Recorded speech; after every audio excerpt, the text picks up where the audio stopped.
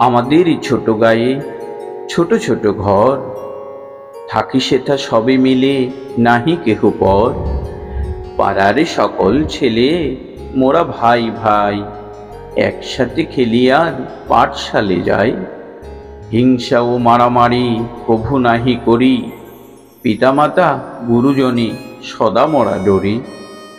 আমাদের এই ছোট গ্রাম মায়ের সমান, আলো দিয়ে বায়ু দিয়ে বাঁচাইছে প্রাণ।